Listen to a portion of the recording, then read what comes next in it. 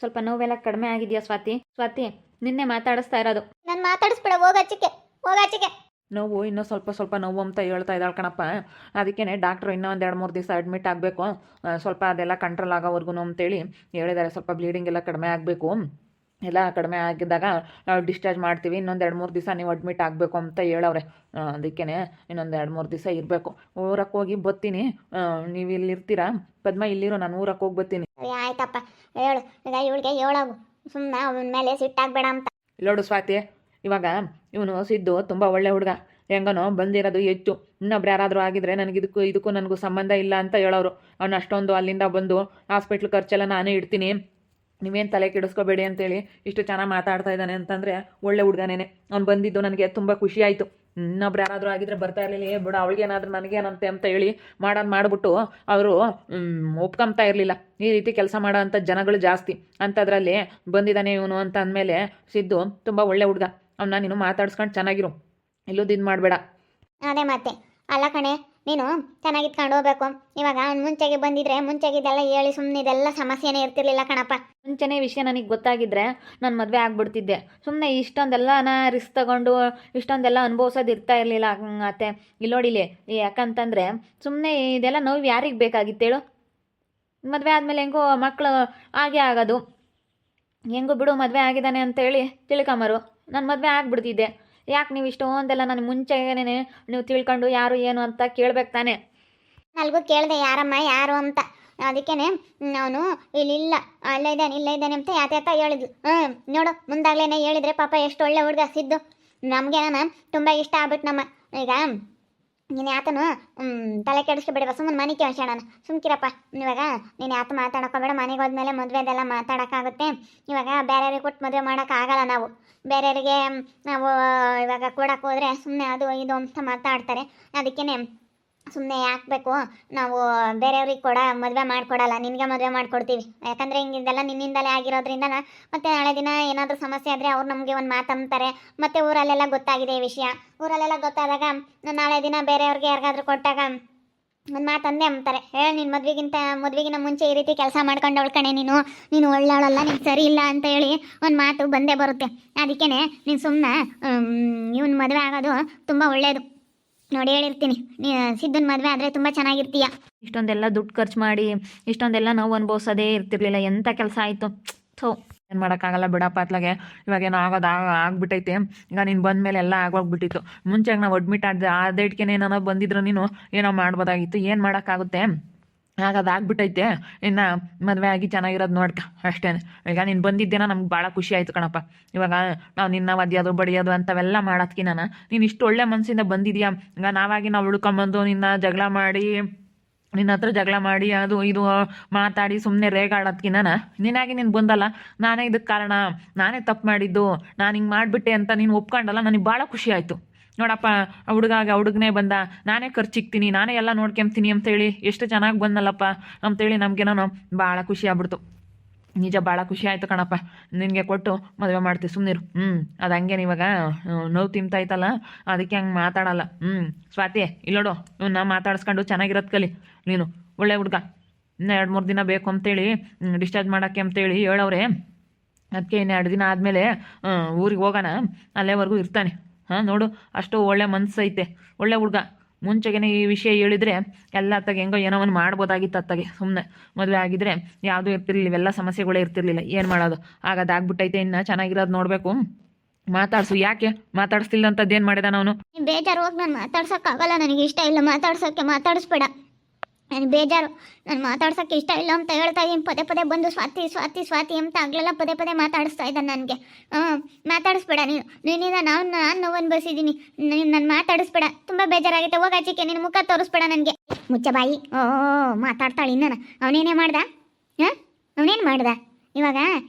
ಆಗೋದಾಗ್ಬಿಟ್ಟೈತೆ. ನಾನು ಮದುವೆ ಆಗ್ತೀನಿ, ಮನೆ ಖರ್ಚೆಲ್ಲ ಇಕ್ತೀನಿ ಅಂತ ಹೇಳಿ ಬಂದಿದ್ದಾನಲ್ಲ. ಇಂಥ ಒಳ್ಳೆ ಹುಡುಗ ಹುಡುಕಾಣೋದು ಸಿಗಲ್ಲ ಕಣೆ. ಇನ್ನೊಬ್ರು ಯಾರನ್ನಾಗಿದ್ರೆ ನನಗೂ ಇದಕ್ಕೂ ಸಂಬಂಧ ಇಲ್ಲ, ಏನು ಮಾಡ್ಕೊಂತೀರಿ ಹೋಗ್ರಿ ಎಂಬಾರು. ನಾವು ಒಟ್ಟು ಅದು ಇದು ಅಂತೇಳಿ ಪರ್ದಾಡ್ಕೊಂಡು ಅದನ್ನು ಟೆಸ್ಟ್ ಮಾಡಿಸ್ಬೇಕು ಇದನ್ನು ಟೆಸ್ಟ್ ಮಾಡಿಸ್ಬೇಕು ಅಂತೇಳಿ ಅಲ್ಲಿ ಇಲ್ಲೂ ಪರ್ದಾಡ್ಕೊಂಡು ಟೆನ್ಷನ್ ತಗೋಬೇಕಾಗಿತ್ತು. ಅಂಥದ್ದೆಲ್ಲ ಬೇಡ ಅಂತ ತಾನು ಬಂದು ತಪ್ಪು ಒಪ್ಕೊಂಡವನಿ. ಮಾತಾಡ್ಸಿರೆ ಇದು ಮಾಡ್ತಾಳೆ. ನೀನೇ ಒಳ್ಳೆಯಳಲ್ಲ ಕಣೆ ಸ್ವಾತಿ.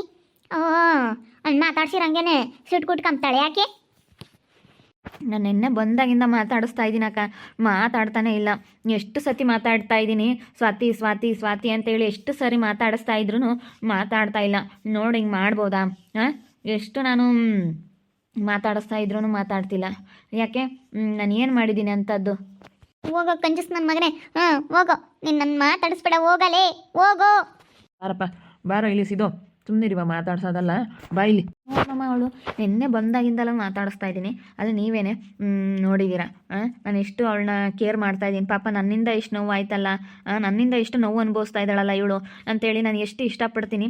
ಆದರೆ ಅವಳು ನಾನು ಮಾತಾಡಿಸ್ತಾನೆ ಇಲ್ಲ. ನಾನು ಎಷ್ಟು ಇಷ್ಟಪಟ್ಟು ಮಾತಾಡ್ಸಿದ್ರು ಅವಳು ಮಾತಾಡ್ತಾನೆ ಇಲ್ಲ. ನೋಡು ಮಾವ, ಎಷ್ಟು ಹಠ ಮಾಡ್ತಾ ಇದ್ದಾಳೆ. ಅವಳು ನೋವು ಅನುಭವಿಸಿದ್ಲಲ್ಲ, ಅದಕ್ಕೆ ಭಾಳನ ಒಂಥರ ಸಿಟ್ಟು ಬಂದಂಗೆ ಐತೆ. ಬಿ ಪಿ ಬೇರೆ ಜಾಸ್ತಿ ಆಗೈತೆ ಅಂತೇಳಿ ಹೇಳವ್ರೆ. ಅದಕ್ಕೆ ಬಿ ಪಿ ಬೇರೆ ಜಾಸ್ತಿ ಆಗೈತೆ, ಇದೆಲ್ಲ ಕಂಟ್ರೋಲ್ ಆಗಬೇಕು, ಇದೆಲ್ಲ ಕಂಟ್ರೋಲಿಗೆ ಬರೋವರೆಗೂ 3 ದಿವಸ ಅಡ್ಮಿಟ್ ಆಗಬೇಕು, ಎಲ್ಲೂ ನಾವು ಕಳಿಸಲ್ಲ ಅಂತೇಳಿ ಹೇಳಿದ್ದಾರೆ. ನಾವು ಮನೆಯಿಂದ ಬರ್ತೀವಿ, ಟೆಸ್ಟ್ ಮಾಡಿಸ್ಕೊಂಡು ಹೋಗ್ತೀವಿ, ಡೈಲಿ ಬರ್ತೀವಿ ಚೆಕಪ್ಗೆ ಅಂದ್ವಿ. ಇಲ್ಲ 3 ದಿನ ಅಡ್ಮಿಟ್ ಆಗಲೇಬೇಕು, ಇಲ್ಲೇ ಇರಬೇಕು ಅಂತೇಳಿ ಹೇಳಿದ್ದಾರೆ. ಎಲ್ಲ ಟ್ಯಾಬ್ಲೆಟ್ ಎಲ್ಲ ಕೊಡ್ತೀವಿ, ಎಲ್ಲ ಇಂಜೆಕ್ಷನ್ನು ಮತ್ತು ಎಲ್ಲ ಕೊಡ್ತೀವಿ ಅಂತೇಳಿ ಮೆಡಿಸನ್ ಕೊಡಬೇಕು. ಅದು ಸ್ವಲ್ಪ ಕ್ಯೂರ್ ಆಗಬೇಕಂತಂದರೆ ಮೆಡಿಸನ್ ಎಲ್ಲ ಹಾಕಬೇಕು, ಅದೆಲ್ಲ ಹಸಿ ಇರುತ್ತೆ ಒಳಗಡೆ ಅಂತೇಳಿ ಎಲ್ಲ ಹೇಳಿದ್ದಾರೆ. ಅದಕ್ಕೆ ಮೆಡಿಸನ್ ಎಲ್ಲ ಹಾಕಬೇಕು. ನೀವು ಒಂದು 3 ದಿನ 2-3 ದಿನ ಆದರೂ ಅಡ್ಮಿಟ್ ಆಗಬೇಕು, ಬೇಡ 3 ದಿವಸ ಅಲ್ಲ ಅಂತ ಅಂದರೆ 2 ದಿವಸ ಆದರೂ ಅಡ್ಮಿಟ್ ಆಗಬೇಕು ಅಂತೇಳಿ ಹೇಳವ್ರೆ ಡಾಕ್ಟ್ರು. ಅದಕ್ಕೆ ಇಲ್ಲಿಂದ ಹೋದ್ಮೇಲೆ ಮಾತಾಡೋಣ, ಸುಮ್ಮನಿರಪ್ಪ. ಇಲ್ಲಿಂದ ಹೋದ್ಮೇಲೆ ಅದೇನು ಮಾತಾಡ್ಕೊಂಡು ಇದು ಮಾಡೋಣ, ಸುಮ್ಮನಿರು. ಅದಕ್ಕೆ ಹಂಗೆ ಸ್ವಲ್ಪ ಇವಾಗ ನಿಮ್ಮ ಮನೆಯಾಗೆ ಅಕ್ಕ ತಂಗಿರಲ್ಲ ಎಷ್ಟು ಜನ ಇದ್ದಾರಪ್ಪ? ನಾವು ನಮ್ಮ ಅಣ್ಣ ಇರೋ 2 ಇದ್ದಾರೆ. ಅವರು ಎಲ್ಲ ಬೇರೆ ಬೇರೆ ಮಾಡ್ಕೊಂಡವ್ರೆ. ಅವರೆಲ್ಲನ ಕೆಲಸದಾಗಿದ್ದಾರೆ, ಎಲ್ಲ ಬೆಂಗಳೂರಲ್ಲೇ ಇದ್ದಾರೆ. ನಮ್ಮ ಅಣ್ಣವ್ರ 3, ನಮ್ಮ ತಂಗಿ ಒಬ್ಬಳು ಇದ್ದಾಳೆ. ತಂಗಿ ನಾಳೆ ಮದುವೆ ಮಾಡಿದ್ದೀವಿ. ಅವ್ರಿಗೂ 1 ಹೆಣ್ಣು 1 ಗಂಡು. ಇವಾಗ ನಾನು ಒಬ್ಬನೇ ಮದುವೆ ಆಗೋನಿರೋದು. ನಮ್ಮ ಅಣ್ಣ ಇರೋದು 2 ಆಗೈತೆ, ನನ್ನ ತಂಗಿದು ಆಗೈತೆ. ಇನ್ನು ನಮ್ಮದೇ ಮದುವೆ ಆಗಬೇಕಾಗಿರೋದಿರೋದು. ಒಟ್ಟಿನಲ್ಲಿ ನಮ್ಮದು ಜಮೀನು ಭಾಳ ಐತೆ. ಜಮೀನು ಒಂದು 30 ಎಕರೆ ಜಮೀನು ಐತೆ. ಏನು ಜಮೀನಿಗೇನು ಕಡಿಮೆ ಇಲ್ಲ. ಒಬ್ಬೊಬ್ರಿಗೆ 10 ಎಕರೆ ಜಮೀನು ಬರುತ್ತೆ. ಮನೆಯೂ ಐತೆ, 3 ಜನಕ್ಕೂ 3 ಮನೆ ಕಟ್ಟೈತೆ ನಮ್ಮಪ್ಪ. ಇವಾಗ ಅಲ್ಲಿ ಎಲ್ಲ ಸೊಸೆ ಎಲ್ಲ ಬೆಳೆಸ್ತಾ ಇದ್ದೀವಿ, ಅಡಿಕೆ ಗಿಡ ಇಡ್ತಾ ಇದ್ದೀವಿ ಇನ್ನೊಂದು ಸ್ವಲ್ಪ. ನಮ್ಮದು ಒಂದು 3-4 ಸಾವಿರ ಅಡಿಕೆ ಐತೆ, ತೋಟ ಐತೆ. ಹಿಂಗೆ ಮಾಡ್ಕೊಂಡು ಮನೆ ಹತ್ರ ಕೆಲಸ ಅದು ಮಾಡ್ಕೊಂಡು ನಾನು ಅಡಿಕೆ ಬಿಸ್ನೆಸ್ ಮಾಡ್ತೀನಿ. ಮನೆ ಹತ್ರನೇ ಎಲ್ಲ ತಗೊಂಬಂದು ಜಾಗ ಐತೆ ನಮ್ಮ ಮನೆ ಮುಂದೆ, ಎಲ್ಲನ ಬೇಯಿಸೋಕ್ಕೂ ಒಣಗಾಕೋಕ್ಕೂ ಸುಲ್ಸೋಕ್ಕೂ ಎಲ್ಲನ ಹೋಗಿ ತೋಟಗಳೆಲ್ಲ ಮಾಡಿಕೊಂಡು ನಾನು ಅಡಿಕೆ ತಗೊಂಬಂದು ಅಡಿಕೆ ವ್ಯಾಪಾರ ಮಾಡ್ತೀನಿ ಮಾವ. ಅಡಿಕೆ ವ್ಯಾಪಾರ ಮಾಡ್ತೀನಿ. ಪರವಾಗಿಲ್ಲ, ಚೆನ್ನಾಗಾಗುತ್ತೆ. ನಮ್ಮ ಮನೆಯಾಗ ನಮ್ಮ ಅಮ್ಮಯ್ಯ ನಮ್ಮ ಅಪ್ಪಯ್ಯ ಎಲ್ಲರೂ ಸಹಾಯ ಮಾಡ್ತಾರೆ. ಚೆನ್ನಾಗೈತೆ ಬಿಸ್ನೆಸ್ ಒಂಥರ. ನಾನು ಹಿಂಗೆ ಓದ್ತಿದ್ದೆ, ಓದೋದು ಬಿಟ್ಟು ನಮ್ಮ ಅಣ್ಣ ಈ ರೀತಿ ಬಂಡವಾಳ ಹಾಕಿ ಮಾಡು ಅಂತ ಹೇಳ್ದ.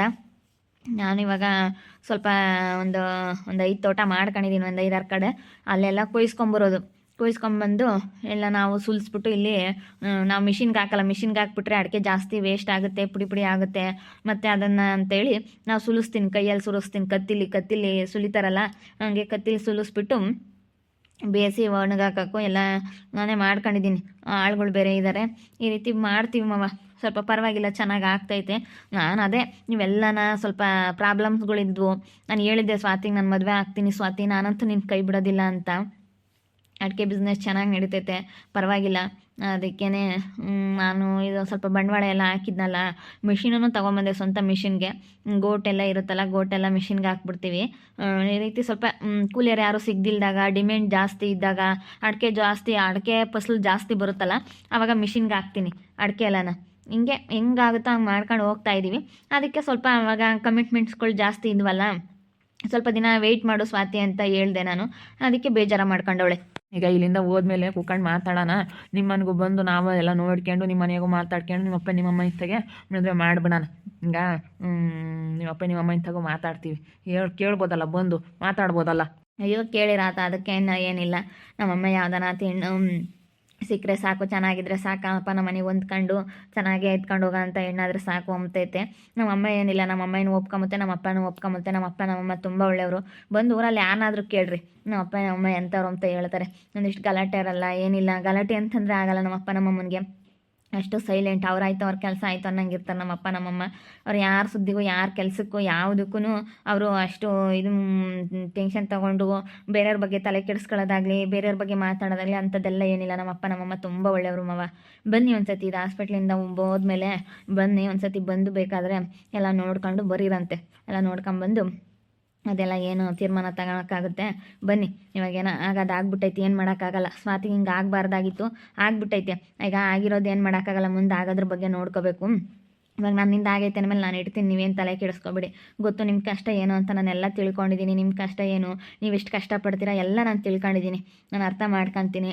ಯಾಕಂದರೆ ನಿಮಗೂ ಇಬ್ಬರು ಹೆಣ್ಮಕ್ಳು, ನಾನು ನಿಮ್ಮ ಮನೆಗೆ ಒಳ್ಳೆಯ ಅಳಿಯನಾಗಿ ಚೆನ್ನಾಗಿರ್ಬೇಕು ಅನ್ನೋದು ನನಗೂ ಆಸೆ. ಚೆನ್ನಾಗಿರ್ತೀನಿ ಮಾವ, ಚೆನ್ನಾಗಿರ್ತೀನಿ.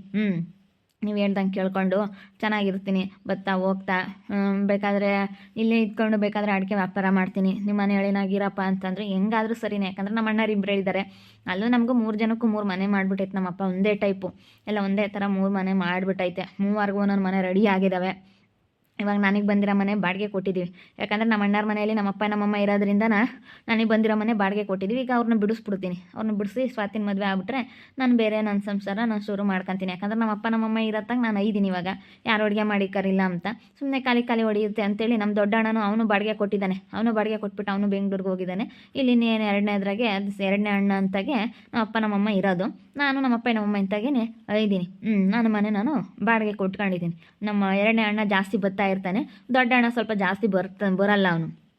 ಅವನು ಕೆಲಸ ಇರೋದ್ರಿಂದ ಅವ್ನು ಬರಲ್ಲ, ಅಲ್ಲೂ ಇಲ್ಲೂ ಹೋಗ್ತಿರ್ತಾನೆ. ಅದಕ್ಕೆ ಎಲ್ಲರೂ ಹತ್ತೊಬ್ರು ಇತ್ತೊಬ್ರು ಹೋದ್ರೆ ಹೆಂಗೆ ಅಂತೇಳಿ ನಮ್ಮ ಅಪ್ಪ ನಮ್ಮಮ್ಮ ನೋಡ್ಕೊಂಡು ಮನೆ ತಗ ಅಡಿಕೆ ಬಿಸ್ನೆಸ್ ಮಾಡ್ಕೊಂಡು ಐದಿನ ಅಷ್ಟೇ.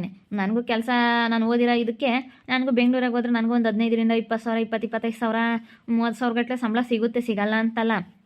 ಆದ್ರೆ ನಮ್ಮಪ್ಪ ನಮ್ಮಮ್ಮನ ನೋಡ್ಕೋಬೇಕು ಅನ್ನೋ ಒಂದು ಕಾರಣಕ್ಕೋಸ್ಕರ ನಾನು ಎಲ್ಲೂ ಹೋಗಿಲ್ಲ. ಇಲ್ಲೇ ಮನೆ ಹತ್ರ ನಿಂತ್ಕೊಂಡು ಅಡಿಕೆ ವ್ಯಾಪಾರ ಮಾಡ್ಕೊಂಡು ಅಪ್ಪ ಅಮ್ಮನ ನೋಡ್ಕೊಂಡು ಇದ್ದೀನಿ. ನನ್ನ ಮಗ ಯಾಕಪ್ಪ ಬಂದ ಲೋಪರ್? ನನ್ನ ಮಗ ನಮ್ಮಪ್ಪ ನಮ್ಮಮ್ಮ ಒಪ್ಪಿಗೆ ಬಿಟ್ಟವ್ರೆ ಇವ್ನಿಗೆ ಮದುವೆ ಮಾಡ್ಕೊಡೋಕ್ಕೆ.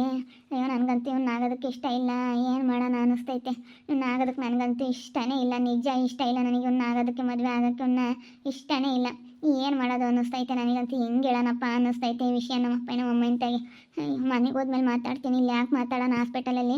ಮನೆಗೆ ಹೋದ್ಮೇಲೆ ಮಾತಾಡ್ತೀನಿ. ಮನೆಗೆ ಹೋದ್ಮೇಲೆ ಅದೇನು ಮಾತಾಡ್ಕೊಂಡು ತೀರ್ಮಾನ ತಗೊಂತೀನಿ. ನೋಡೋದ್ರಲ್ಲ ವೀಕ್ಷಕರೇ, ಹುಡುಗ ಬಂದಿರೋದು ತುಂಬ ಖುಷಿ ಆಯಿತು. ತುಂಬ ಚೆನ್ನಾಗಿದ್ದಾರಂತೆ ಮನೆ ಕಡೆ. ನಾವೇನು ಹೋಗಿ ನೋಡಿಲ್ಲ. ಇವನು ಹೇಳೋ ರೀತಿಲೇ ಗೊತ್ತಾಗುತ್ತೆ ಇವನು ಎಂಥ ಹುಡುಗ ಅಂತೇಳಿ. ತುಂಬ ಒಳ್ಳೆ ಹುಡುಗ. ಆದರೆ ನಮ್ಮ ಸ್ವಾತಿನೇ ಇವನ ಮೇಲೆ ಬೇಜಾರ ಮಾಡ್ಕೊಂಡಿದ್ದಾಳೆ. ಹಾಸ್ಪಿಟ್ಲಿಗೆ ಖರ್ಚು 1 ರೂಪಾಯಿ ಇಡಬೇಡ್ರಿ, ನಾನೆಲ್ಲ ಕಟ್ತೀನಿ ಅಂತ 50,000 ರೂಪಾಯಿ ಏನೋ ಆಗಿತ್ತು ಬಿಲ್ಲು. ಅದನ್ನು 50,000 ಬಿಲ್ಲುನು ಅವನೇ ಕಟ್ತಾ. ನಿಜವಾಗ್ಲೂ ತುಂಬ ಒಂಥರ ಖುಷಿ ಆಗ್ತೈತೆ. ಈ ಹುಡುಗ ತುಂಬ ಒಳ್ಳೆ ಹುಡುಗ. ಇನ್ನೊಬ್ರು ಯಾರಾದರೂ ಆಗಿದ್ರೆ ಈ ರೀತಿ ಒಪ್ಕೊಂತ ಇರಲಿಲ್ಲ. ನನಗೂ ಇದಕ್ಕೂ ಸಂಬಂಧನೇ ಇಲ್ಲ ಅಂತ ಅಂದಿದ್ರೆ ನಾವೆಷ್ಟು ತಲೆ ಕೆಡಿಸ್ಕೋಬೇಕಾಗಾಯ್ತು. ನಾನೇ ಕಾರಣ, ನಾನೇ ತೋರಿಸ್ತೀನಿ, ನಾನು ಮದುವೆ ಆಗ್ತೀನಿ ಅಂತೇಳಿ ಬಂದು ಮುಂದಿಂದು ಅವ್ನು ಮಾಡಿರೋಂಥ ತಪ್ಪು ಒಪ್ಕೊಂಡಲ್ಲ. ನನಗೆ ಅದಕ್ಕೆ ತುಂಬ ಇಷ್ಟ ಆಯಿತು. ತುಂಬ ಒಳ್ಳೆ ಹುಡುಗ ಅನ್ನಿಸ್ತು. ತುಂಬ ಹತ್ರದವನು ಅನ್ನೋ ಥರ ನಮಗೆ ಭಾಳ ಕ್ಲೋಸ್ ಆಗ್ಬಿಟ್ಟ. ನೋಡಿದ ತಕ್ಷಣ ತುಂಬ ಇಷ್ಟ ಆಗ್ಬಿಟ್ಟ. ನೋಡ್ತಾ ಇರಿ, ಏನೇನಾಗ್ಬೋದು ಅಂತ ಮುಂದಿನ ಭಾಗದಲ್ಲಿ ನೋಡ್ತಾ ಇರ್ರಿ. ಹಾಗೆ ವಿಡಿಯೋ ಬಗ್ಗೆ ನಿಮ್ಮ ಒಪಿನಿಯನ್ನ ಕಮೆಂಟ್ ಮಾಡಿ. ಹಾಗೆ ವಿಡಿಯೋ ಎಷ್ಟಾಗಿದ್ರೆ ಲೈಕ್ ಮಾಡಿ, ಶೇರ್ ಮಾಡಿ. ಇನ್ನೂ ಯಾರ್ಯಾರು ನಮ್ಮ ಚಾನಲ್ ಸಬ್ಸ್ಕ್ರೈಬ್ ಮಾಡ್ಕೊಂಡಿಲ್ಲ ತಪ್ಪದೆ ಕೂಡಲೇ ಸಬ್ಸ್ಕ್ರೈಬ್ ಮಾಡ್ಕೊಳ್ಳಿ. ಓಕೆ ವೀಕ್ಷಕರೇ, ಧನ್ಯವಾದಗಳು.